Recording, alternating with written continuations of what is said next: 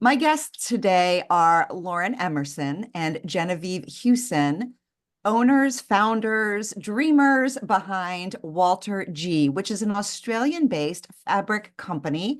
And they produce the most gorgeous block print fabrics that I have seen in a long time, beautifully made. I don't want to take anything away from the conversation, so let's just jump right in. Lauren and Genevieve, welcome to the Slow Style Home Podcast. What an intro. Thank you. Thanks for having us. We're excited to talk all things pattern and textiles with you. Fantastic. Okay. I'm going to just say right off the bat that I am completely in concert with the entire premise of your business, because the slow style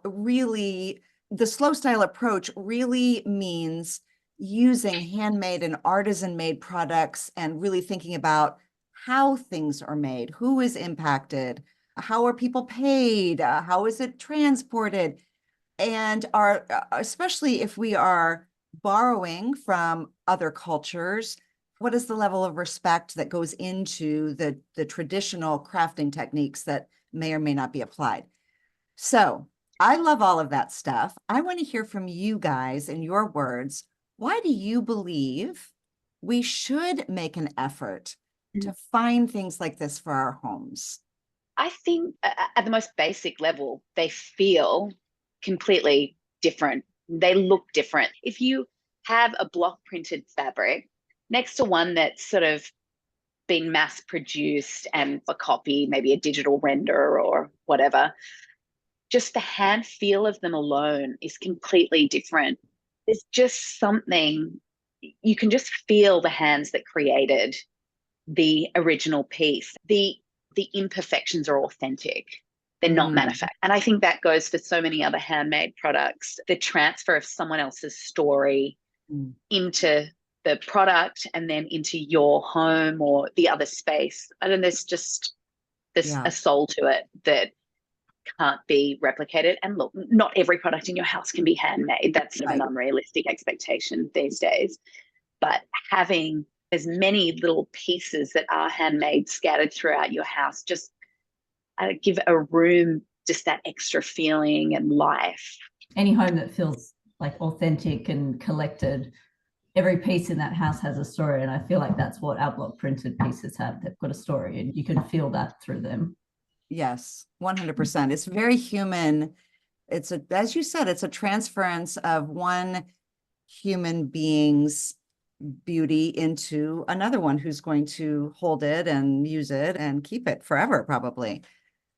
Exactly. So we're going to talk a little bit about travel, because you all are in Australia and your business is located in Australia. But I know from reading a little bit about you that you both travel widely. So you spend a lot of time in India because that's where the manufacturing, the production happens for your business, but all over the place. You both love to travel. So I'm wondering if you each have something in your homes that you can think of that you found on your travels and just absolutely had to have it and brought it back home. And then how did you make it work within what you already have? The list is countless, obviously. When I first went to India, I did an internship with a really special woman called Arani, who had a handicraft company called Craft Resource Center.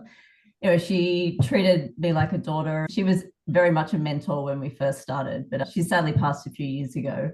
Oh. And she gifted us her whole collection of beautiful hand embroidered pieces she'd collected throughout her lifetime all over India. And wow.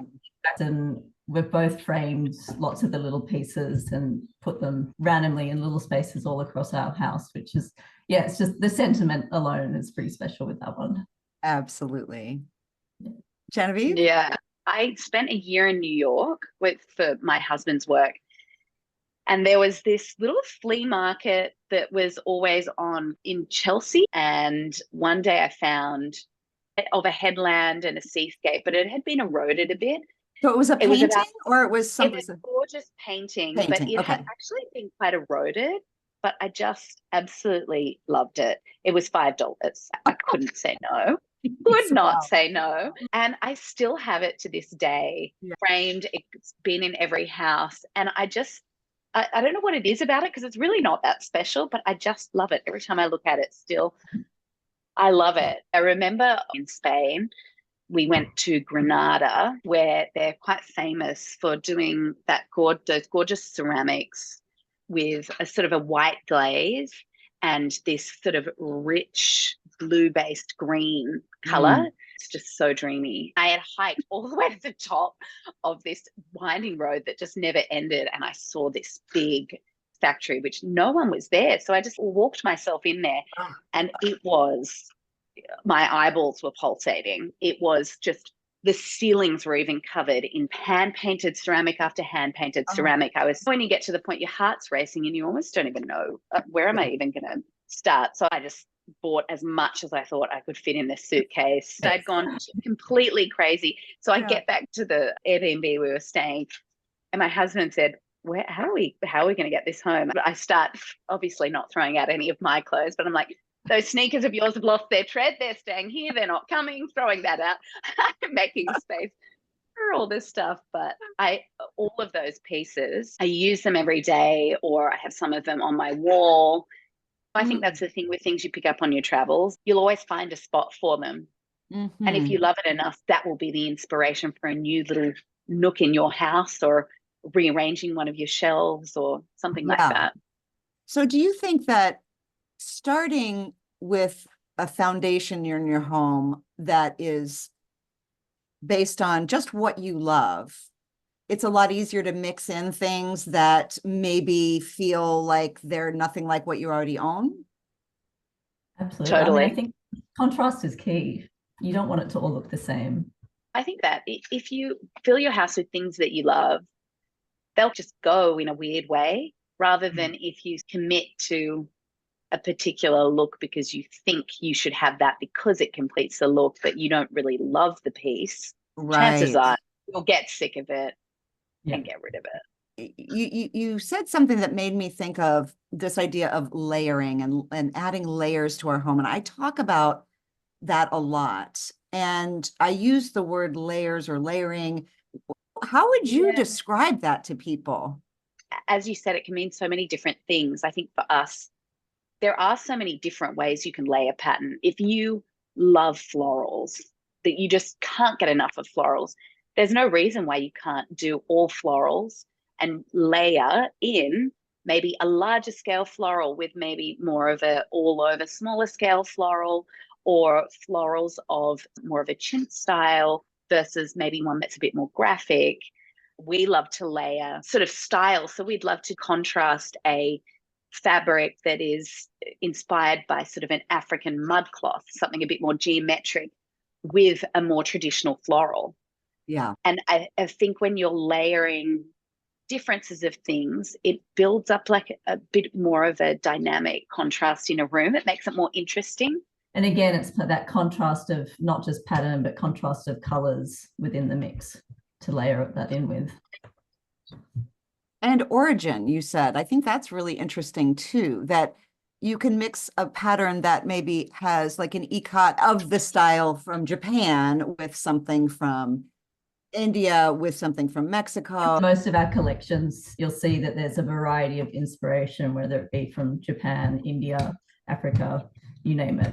And do you know what's interesting about that, I always find, is that all around the world in traditional sort of societies, whilst the processes are different, there is a similarity between them. So in Africa, you have the mud printing with the indigo dyeing.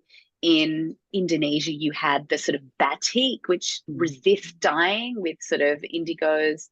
In India, you had that sort of mud print. In Japan, you have the indigo dyeing and weaving, and some of that process is similar to the ikats from Uzbekistan area. So even though they may have different heritage, there is a common thread between them.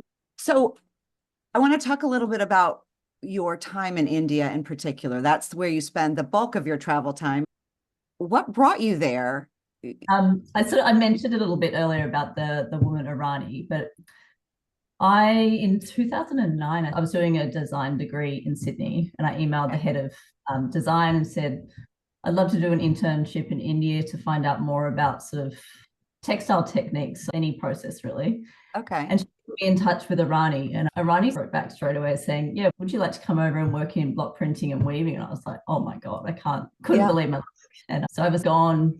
It was in April, I had asked the question, then 6 months later, I was out of there and on my way to India. And Wow. And where in India are we talking about? She was based in Kolkata, and I spent some time in there, but then I'd catch the train over to Jaipur and live with a family there. I lived with the sister of the block printer I was working for, and we did vegetable dye block printing. Just incredible. And a very wholesome experience. Such beautiful families that I lived with. And back then it was really a remote village, so it was full immersion as well. Like all I was doing was textiles, which was a total dream. And full cultural immersion too, as you're kind of indicating. It must have been life-changing. And Genevieve, how did you find your way over? I was actually living in Hong Kong at the time, and she had been emailing me, telling me about what she's doing over there. And I was like, oh, I've got to get there. Yeah. And I was hook, line, and sinker in for all of it. So then when Lauren was leaving, she sent me an email which said, hey, would you want to start a textile business with me? Basically, that was it. 100%. Wow. When do we start? And then we moved back to India for 6 months to really further learn about the process and create our first collection. It goes without saying there were a lot of learning the hard way and learning on the job and a million fails. But it was really special. We were, as you said earlier, we were totally immersed. And when you've been in India for long enough, pattern on pattern is a vibe there. That's all they know. Okay. It was like everyone's so colorful in how they dress and the way they paint their houses. Like they're just not afraid of color, and more is definitely the vibe in India across the board. Right. Even just from the offerings that they give to the gods and like every celebration, like it's just color and flowers and just it's so extra. Okay, tell us about the actual process. My understanding of it is pretty rudimentary, but I know there are blocks of wood that are carved that you use. Educate us. How is it done? Sure. Lauren, myself, and another girl, Elizabeth, who's been with us for a long time, all design our designs. So we paint them by hand here, knowing the limitations of block printing as a process. The limitations being that the design needs to be more or less fit into a 6 to 8 inch by 8 inch block. Oh, okay. It can't be much bigger than that because there needs to be held by hand and everything. Okay. So it does give you a bit of a parameter for design. So we hand draw them, then we scan them into our computer, digitize them to put them into repeat, then basically print out PDFs of each block, which we mail by courier over to India, and they'll trace that design onto the block. And then one artisan's job is the block carver, and they will carve out the blocks, and then these are printed. If it's a 4-color design, so there would be 4 blocks for that design. So it's the same cutout, but each block, one block's blue, one block's green, and different pieces of the cutout are painted. Exactly. There will be block A, B, C. It needs to be printed in a particular order. Okay. They basically tap the block A on the tray of color so that it's just covered, and then stamp it onto the fabric. And then they'll go repeat the process to the right touching all the way over the fabric, and then they'll recommence that whole process with block B. In terms of it visual, say there's like a floral design. So first they would print the outline with block A, and then maybe block B is the vine, which is a different color. Then maybe block C is the petals on the flower. And then block D might be the little flower bud in another color again. So each little square might have 4 different times it's been stamped. And then that goes across 54 inch wide roll of fabric. and then 10 yards long. Yeah. We're talking humans do this. This is It's amazing. insane. And I'm It's, sure yeah, that I mean, they're they are, very quick. I bet they're pretty quick yeah, because they're very quick. yeah, because they're professional. They've been doing it for so long. Whereas it would take one of us hours, an hour, at least me anyway, hours to do one square. But still, Yeah. yes, time consuming for sure. But it puts that imprint of the human being or the soul of that person in every aspect of that Yeah. fabric. And with every single touch, the pressure with which they touch it with can change and create, we call them imperfections, but in a sense that maybe they might hit it a little harder on one, which makes the color spread just that bit more. Right. Or it maybe doesn't join. It might be like 0.5 millimeter off, but all these little things is what kind of, for us, we feel gives the fabric this beautiful life and nuance, authentic nuance, not something that's been built in Yeah. digitally. Whenever we first arrive in India, we visit the printing studio and we walk up into it, and there's just the sound that you and the feeling that you get when you walk in. So there's always the fans that are whirling, and then the little Indian radio on, and then you hear it's like the hum of the printers. So there's maybe 5 to 6 printers, and they're all in a different beat of printing, but there's just this harmony. It's pure magic. You can actually hear the blocks hitting the fabric. Yeah, Yeah. exactly. All the hands hitting it, and they have to hit it quite firmly to really transfer the color. So it's a thud. So I'm trying to picture the factory, and Lauren, you started to build this picture for us. The fans are whirring, the radio's going, the sound of the blocks hitting the fabric. The workshop must be huge. So each table's about 5 to 6 meters, and that's because of the length of a sari. That's traditionally the length of a table. Oh, because that's what was always printed on them. So for us to print our fabrics, they'll pin it, and then they'll unpin it and shift it down, and then repin the section and get us. Look, we get probably a 20-yard length is our max length that we can get, which is pretty good over the years. But the unit alone probably has around 4 tables.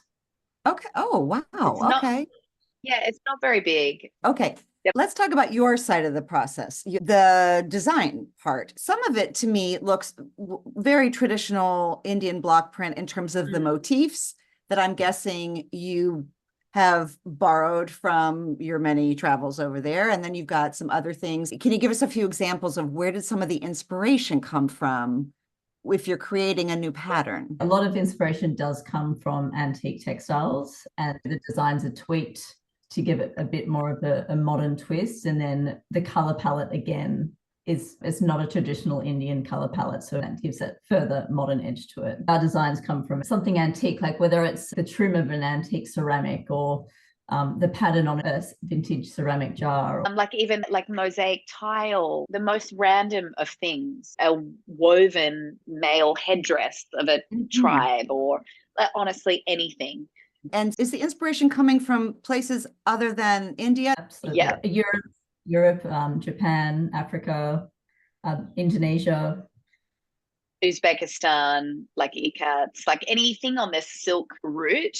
Oh, that sort of thing that I was talking about, where you're getting that common thread of traditional textile making and trading. You get these unusual mixes of culture and history. This idea, you brought up the Silk Route or Silk Road. I don't know if everyone is familiar with the history of that. It was once trade was opened across tribal lands and borders. I love this idea of continuity through cultures.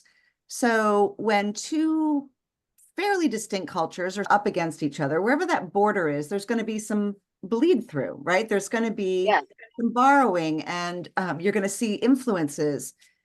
And then that kind of travels into the next country. And then maybe at the next border, you might have some more bleeding through. And I think that's such an interesting way to think about decorating one's home, is what are the relationships between these different patterns, historically, culturally. There's a beautiful picture on your website of just a ton of pillows all together. And they don't look like they all came from the same print, but just in different colorways.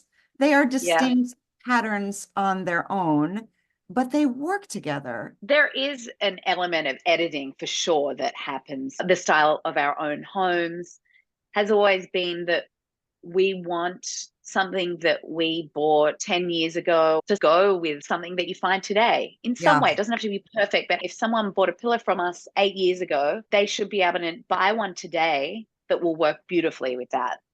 It shouldn't ever feel like, oh, that was definitely from that 2000 and whatever collection. We want people to have these for years and add to them. You might move it from your living room sofa and it might find a new home in a bedroom paired with something else. Yeah, they're never designed with a particular trend in mind.